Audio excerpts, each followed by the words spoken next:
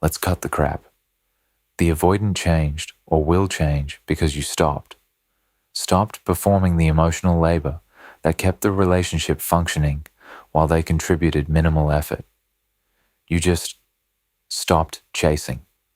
Not a strategy, not as manipulation tactic designed to make them miss you. You stopped because you finally understood that chasing someone who's running from intimacy doesn't create intimacy.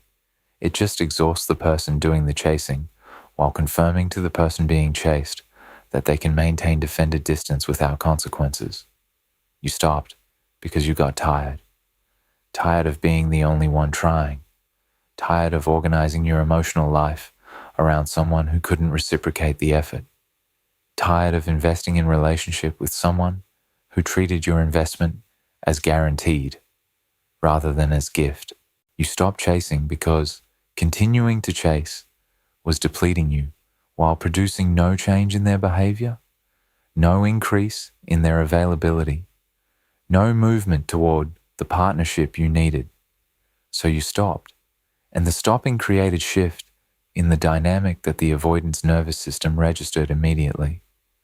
Because avoidants are hyper-attuned to one specific thing, changes in your pursuit behavior.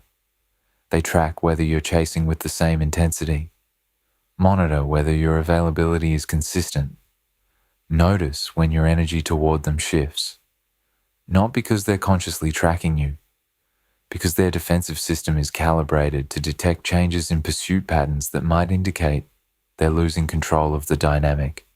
And you stopping your pursuit behavior triggered their system, triggered recognition that something fundamental changed, that you're not playing your role in the script anymore, that the dynamic they've been comfortable with, you pursuing, them controlling whether to respond, is no longer functioning according to their expectations. And this recognition doesn't make them suddenly appreciate you or realize your worth or decide to reciprocate your effort. What it does is trigger testing. Systematic, predictable testing designed to determine whether your stop chasing is real boundary shift or temporary withdrawal they can override. Understanding the specific tests they'll deploy protects you from failing tests you didn't know you were taking. And passing these tests is essential for either forcing genuine change in the dynamic or confirming that leaving is the only option that serves you. The first test, breadcrumbs, minimal effort contact, designed to check if you'll resume your previous pursuit pattern. The avoidant's first response to realizing you've stopped chasing is subtle testing through minimal effort contact that reveals whether your boundary shift is sustainable or easily reversed. They'll reach out with something casual and low investment, a meme, a "how are you?", a random question that requires minimal vulnerability from them. The initial test is breadcrumb, something that seems innocent, a meme they know you'd find funny. Casual, "hey, how are you?" text, random question about something from when you were more engaged. The breadcrumb is carefully constructed to appear like friendly, low-key contact that doesn't commit them to anything. Not asking to see you, not expressing feelings, not making effort that would be embarrassing if you don't respond positively. Just minimal contact that lets them test the waters without risking their defended position. The breadcrumb is test. Testing whether you'll respond at all. Testing whether you'll respond with the warmth and engagement you used to provide. Testing if your stopped chasing was just temporary mood that's passed now that they're initiating contact. If you respond warmly, enthusiastically, with questions that indicate interest in continuing conversation, you've failed the test. You've shown them your stop chasing was temporary and can be reversed with minimal effort from them. If you don't respond at all, or respond minimally, without warmth or invitation to continue conversation, you've passed the test. You've demonstrated the boundary shift is real. They'll watch your response time and engagement level obsessively, analyzing whether you're still emotionally available despite stopped pursuing.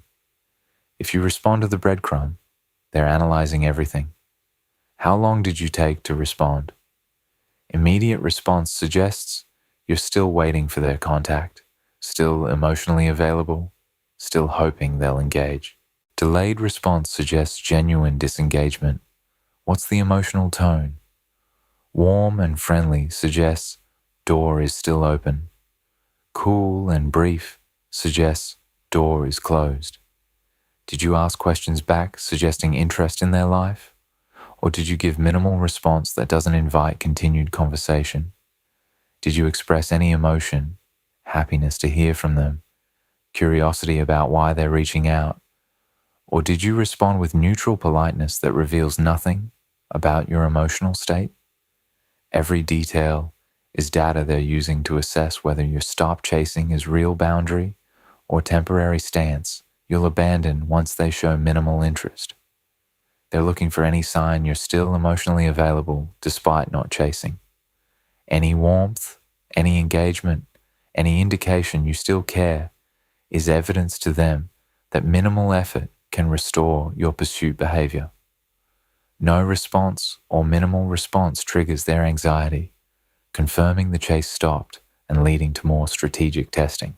The outcome they fear most is no response or minimal polite response that gives them nothing to work with. No response means you're so disengaged that their reaching out doesn't even warrant acknowledgement. Minimal response means you'll acknowledge their existence, but won't provide the emotional engagement they're testing for. Either outcome confirms their fear. You've actually stopped chasing in ways that won't reverse easily. This confirmation creates anxiety, because dynamic where you chase and they control whether to respond was comfortable for them. Dynamic where they have to pursue you, or at least generate your engagement, is uncomfortable. They don't know how to function in this dynamic. And the anxiety about dynamic shifting in ways that eliminate their comfortable position motivates escalation to more sophisticated tests designed to find the approach that will restore your chasing behavior without requiring them to fundamentally change their patterns. The second test, strategic visibility, making themselves present in your awareness without direct vulnerable contact. When breadcrumbs fail to restore pursuit, the avoidant typically escalates to indirect methods designed to make you think about them without requiring direct, vulnerable reaching out. They'll increase social media activity with content designed to catch your attention, posting things they know you care about or that reference your shared history. Suddenly, their social media becomes more active and more strategic, posting about topics you're interested in, sharing content that references places you went together or jokes you shared, making themselves visible in your digital space in ways designed to make you think about them. The strategic posting isn't about them suddenly being more active on social media. It's about them trying to remain relevant in your mental space without the vulnerability of direct contact. If you're viewing their content, you're thinking about them. If you're thinking about them, maybe you'll reach out. If you reach out in response to their strategic posts, they've succeeded in making you resume pursuit behavior without having to pursue you directly. Watch for pattern of increased posting after you've stopped chasing. Watch for content that seems specifically designed to appeal to you or remind you of relationship. It's not coincidence. It's testing whether indirect visibility can restore your engagement without requiring their direct effort.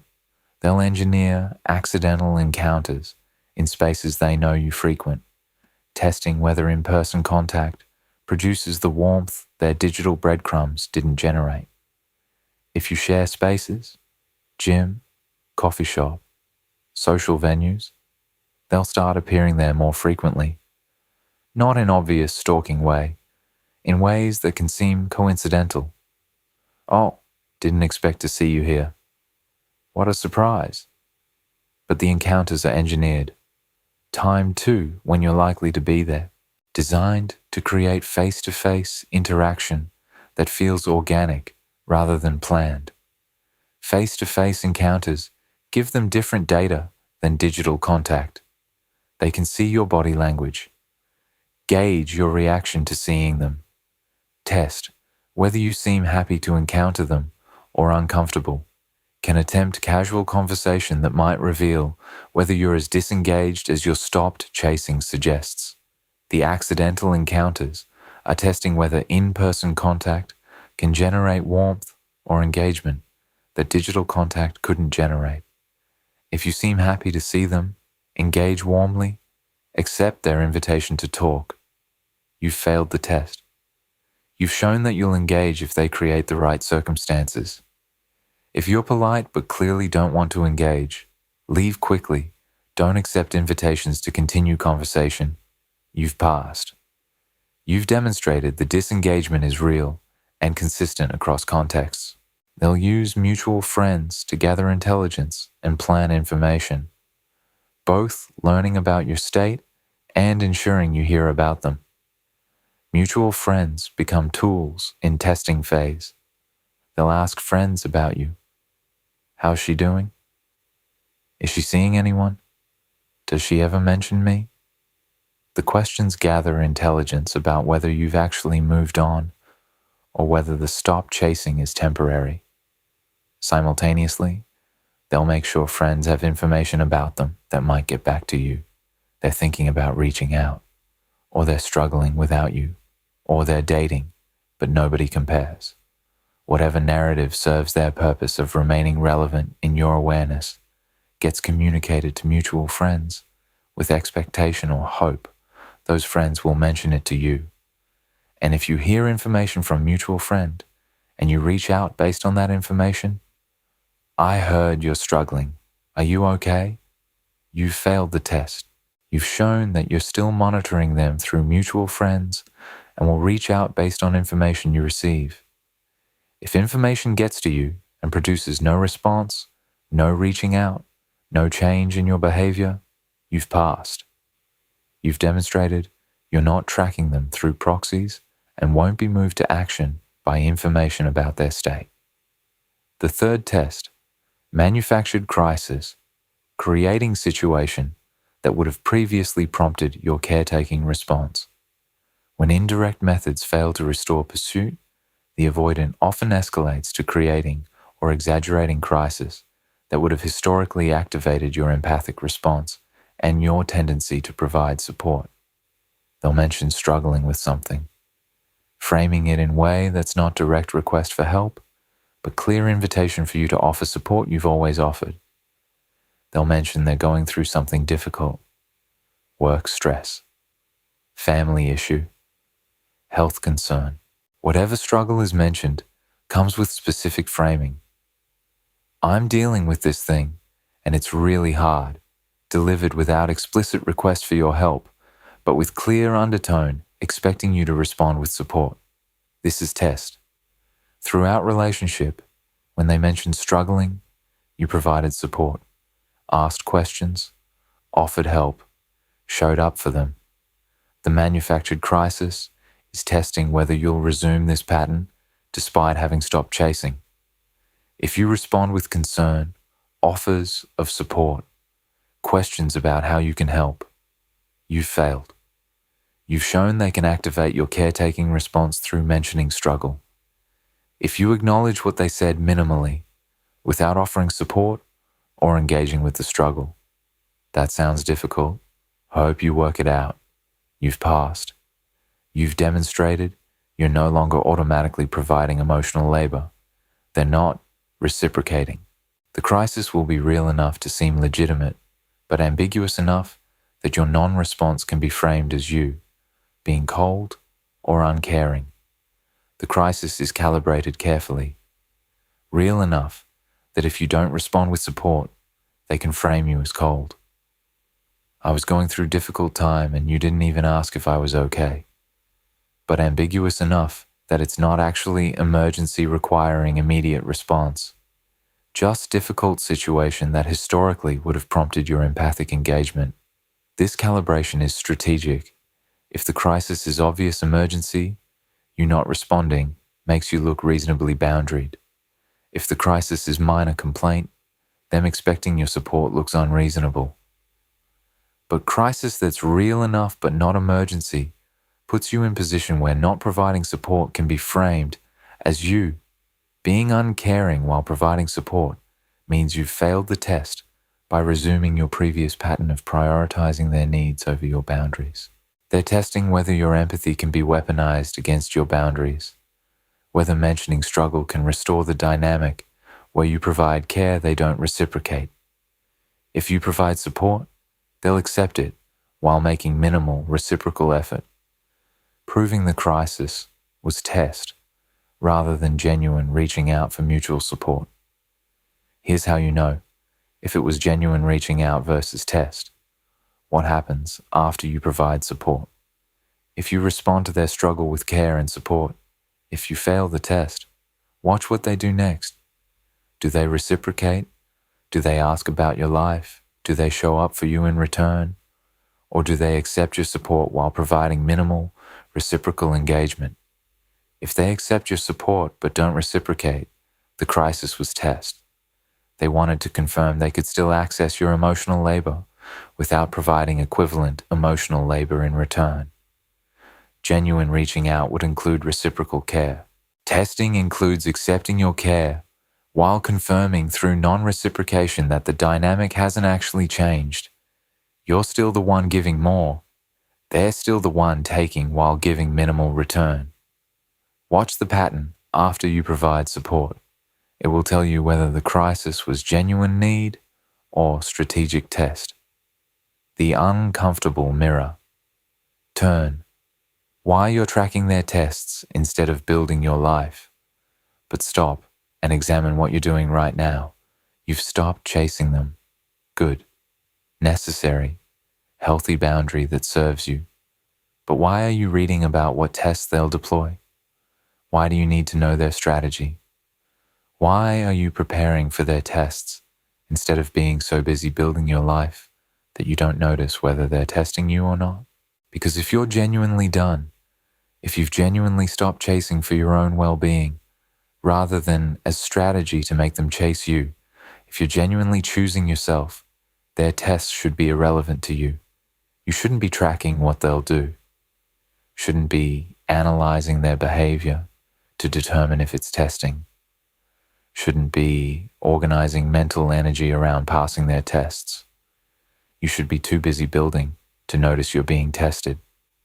The fact that you're here, learning about their tests, preparing your responses, this reveals you're still oriented toward them, still organizing energy around their behavior, still invested in their response to your stop chasing, still partially hoping your stop chasing will make them chase you. And this orientation means you haven't actually stopped chasing. You've stopped over pursuing behavior, but you're still chasing them mentally, still tracking them, still organizing around them. Real stop chasing means you're indifferent to their tests. Don't notice them, don't care enough to track them. Are too busy with your own life to register whether they're breadcrumbing or creating crises or doing anything else. Stop preparing to pass their tests. Stop tracking their behavior. Stop organizing any mental or emotional energy around their response to your boundary. Build your life so fully that whether they're testing you becomes completely irrelevant because you're not available to take their tests, because you've moved on to building life that doesn't include them. That's when you've actually stopped chasing, not when you can pass their tests, when you're too gone to notice the tests are happening. The fourth test, direct vulnerable contact, dropping defenses in ways they've never done before to see if vulnerability restores your pursuit. When all subtle tests fail, the avoidant typically escalates to direct vulnerable contact that seems like the breakthrough you've been waiting for, but is still testing rather than transformation. They'll reach out expressing feelings they've never expressed, telling you they miss you, made mistakes, want to try again, using emotional honesty they withheld during the relationship. The escalation is vulnerability, direct message or conversation where they drop defended stance and express feelings. I miss you. I made mistakes. I understand what I lost. I want another chance. This emotional honesty feels significant because it's exactly what you wanted during relationship and never got. During relationship, they were defended, unavailable, unable to clearly express feelings. Now suddenly they're vulnerable, expressive, emotionally honest. This shift from defended to vulnerable seems like transformation, but it's still testing whether vulnerability, the thing you've always wanted from them, will restore your pursuit behavior. If you respond with warmth, if you engage with their vulnerability, if you indicate their emotional honesty is creating openness on your part to reconnecting, you've failed. You've shown they've finally found the approach that works. Vulnerability restores your chasing. If you acknowledge their vulnerability without being moved by it, I appreciate you sharing that, but my boundary remains. You've passed.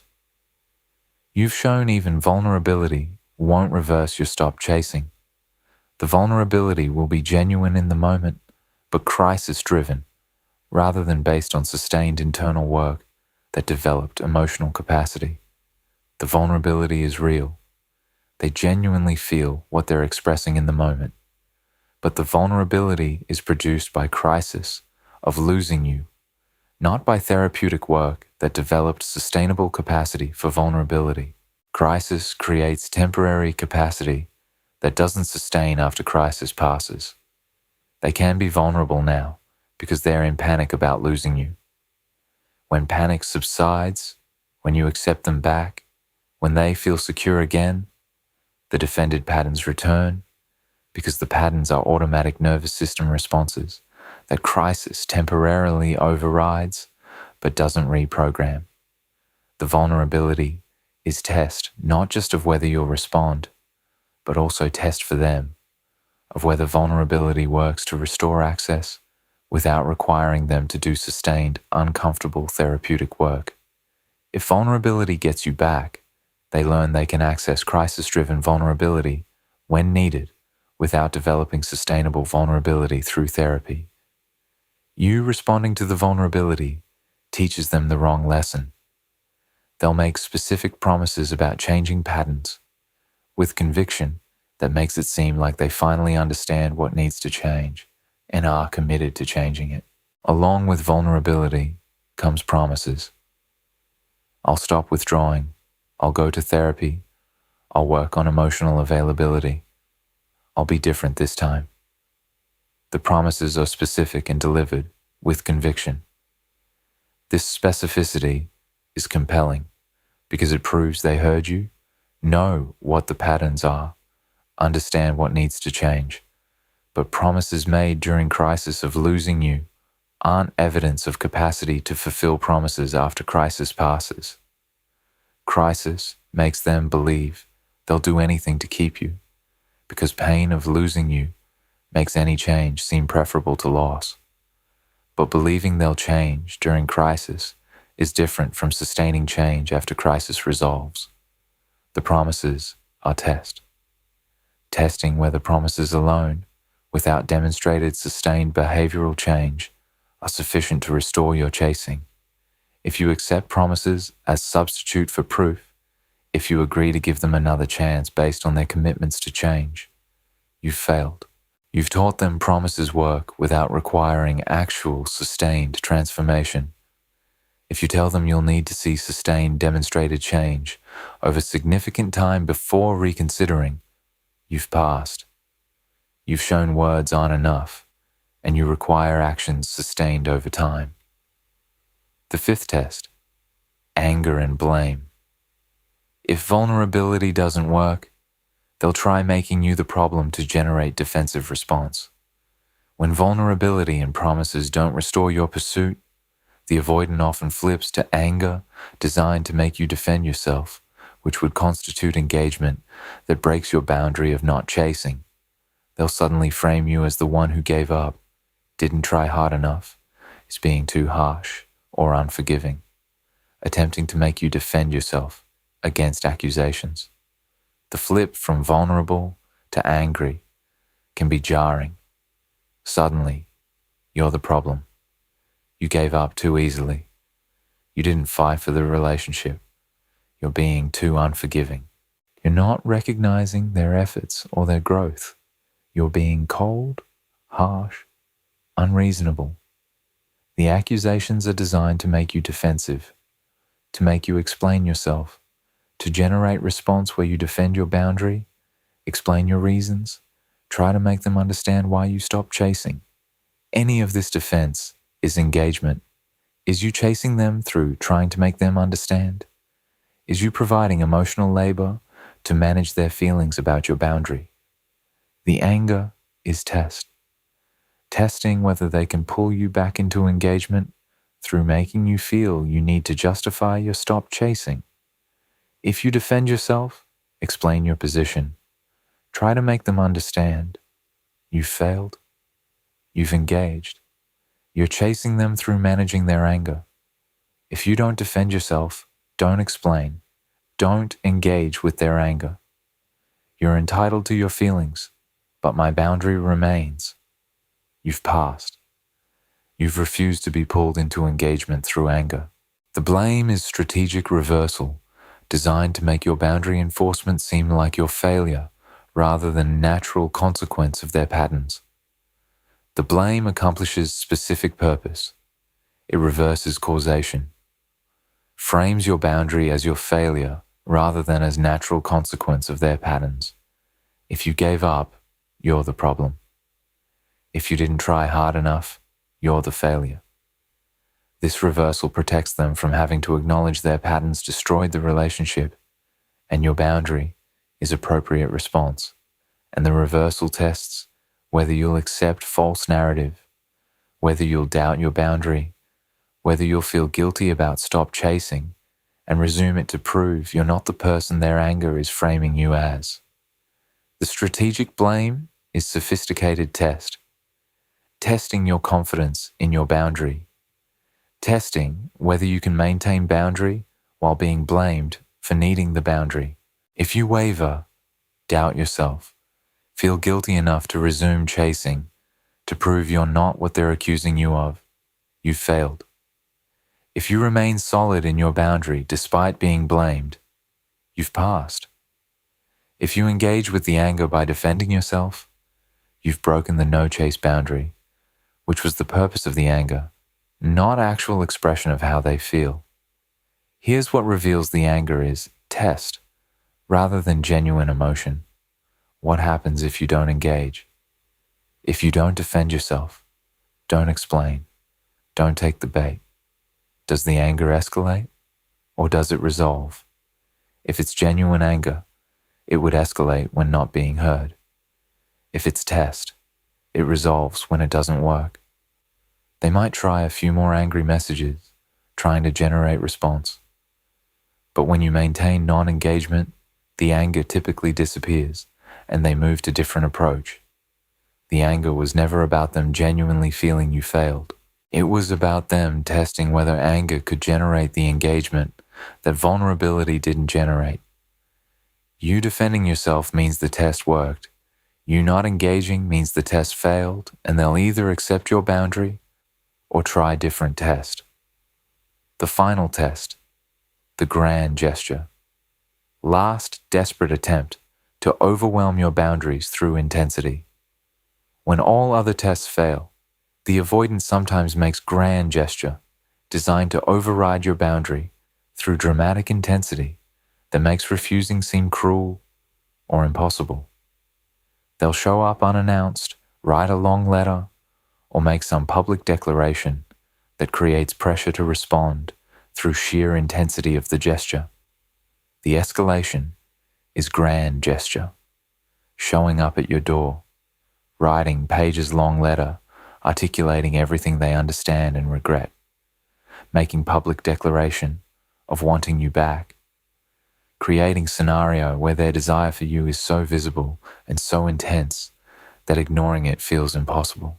The grand gesture is designed to overwhelm your boundary through creating situation where not responding seems cruel, hard to not engage when they're standing at your door, hard to ignore pages-long letter that clearly took emotional labor, hard to maintain boundary when they're making their vulnerability public in ways that create social pressure for you to respond.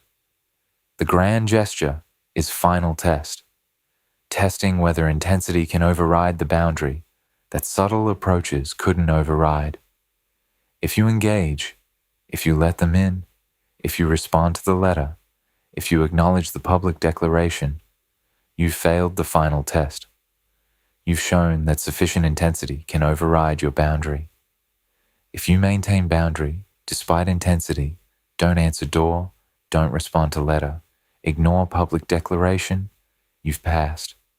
You've shown the boundary is solid, regardless of their approach. The gesture is designed to make refusing feel like cruelty, manipulating your empathy against your self-protection. The grand gesture puts you in an impossible position. If you refuse to engage, you feel cruel.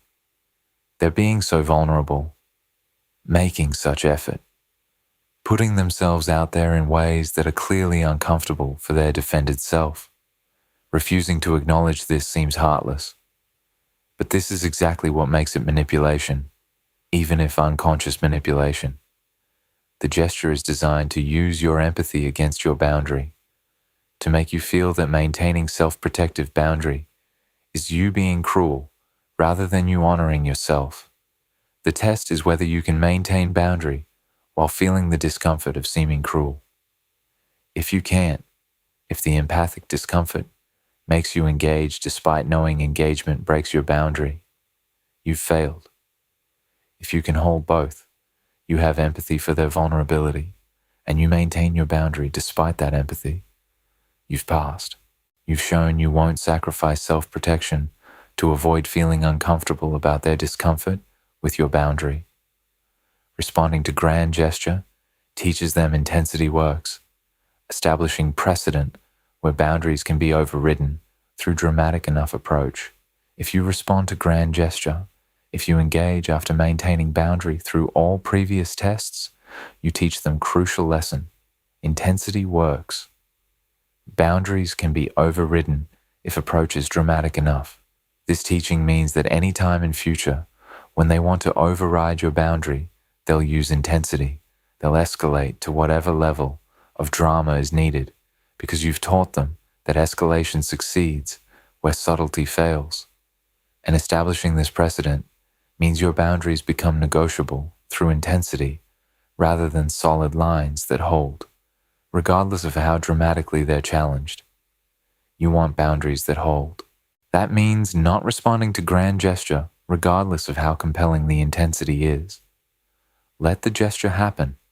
Let them be vulnerable in whatever dramatic way they choose, and maintain your boundary anyway. That teaches different lesson. Your boundaries hold regardless of their approach. That lesson serves any future you might have together by establishing boundaries are real, and serves your future without them by proving to yourself you can maintain boundaries even when maintaining them is uncomfortable. What passing all the tests actually proves, and why most people fail, because they don't know they're being tested. Understanding the testing and successfully maintaining boundaries through all phases proves something crucial about your capacity and about the relationship's viability going forward. Passing the tests proves you've genuinely stopped chasing, not as strategy, but as real boundary based on choosing yourself. If you pass all tests, don't respond to breadcrumbs, ignore strategic visibility, don't provide support for manufactured crisis, aren't moved by vulnerability, don't defend yourself against anger, maintain boundary through grand gesture, you've proven something to yourself and to them. To yourself, you've genuinely stopped chasing. Your boundary is real. You're capable of choosing yourself even when their various approaches make choosing yourself uncomfortable. This proof creates permanent foundation. You know you can hold boundaries even when holding them is tested through multiple, sophisticated approaches. To them, you're actually done unless they do genuine, sustained transformation work. You won't be moved by promises. or vulnerability, or anger, or intensity. You require actual demonstrated change sustained over time. This proof forces them to real choice. Do the actual work or lose you permanently. No middle ground where minimal effort or dramatic gestures restore access.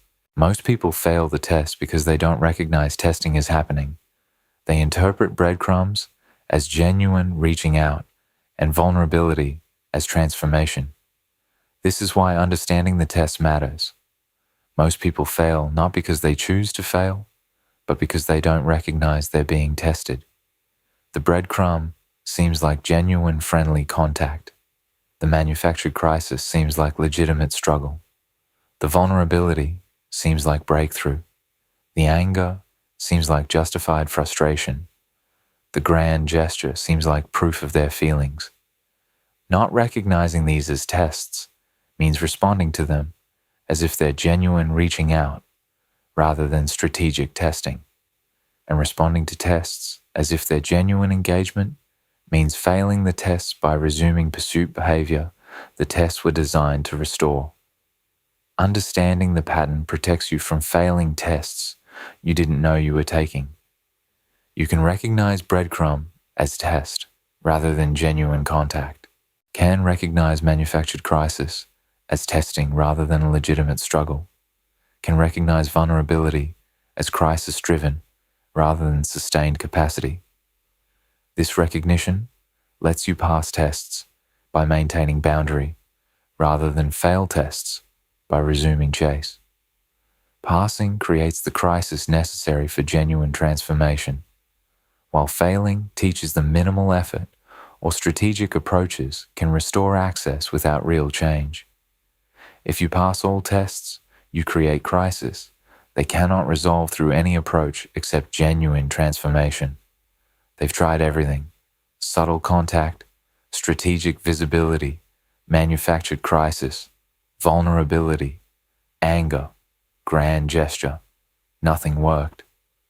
This comprehensive failure of all their approaches creates crisis that might, if they're capable, motivate genuine sustained therapeutic work, because they've learned they cannot restore access through any strategy, only through actual transformation. This is the educational outcome that serves possibility of genuine change. But if you fail any test, you teach them they don't need genuine transformation. They just need to find the right approach. The test you failed reveals the approach that works. Breadcrumb worked. Minimal effort restores access. Vulnerability worked. Crisis-driven emotional honesty restores access without sustained work. Anger worked. Blame generates your engagement. Grand gesture worked. Intensity overrides boundaries. Failing teaches them to use the approach that worked rather than do genuine transformation work. Passing teaches them transformation is only path that works, the permanent truth about what happens. When you pass all the tests, they'll test you. Breadcrumbs, strategic visibility, manufactured crisis, vulnerability, anger, grand gesture, all of it designed to restore your pursuit without requiring their transformation. And if you pass, if you maintain your boundary through every test, one of two permanent outcomes occurs.